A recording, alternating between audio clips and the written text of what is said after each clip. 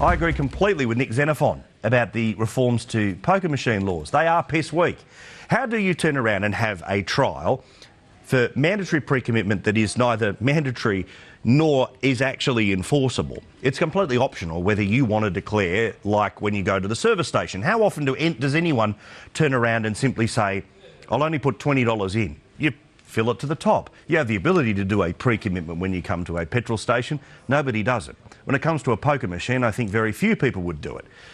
My view has changed ever so slightly on the poker machine reforms. I wasn't a fan of mandatory pre-commitment. What I do, however, think is a good and smart idea, and we have sadly missed the boat on all of this, and I regret not supporting this a few months ago.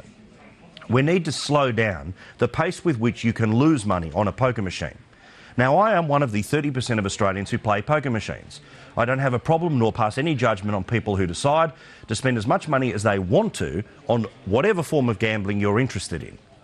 However, it is pretty damn obvious when I have sat there and looked to my left and looked to my right to see the amount of money that people can lose.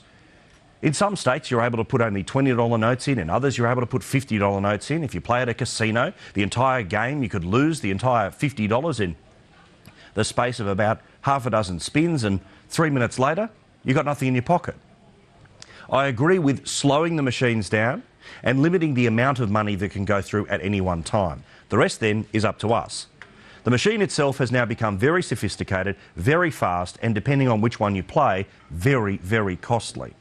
So perhaps a slight handbrake rather than trying to stop the industry completely. And yes, some people will bitch and moan because they're not going to make as much money off the poker machines as they originally did.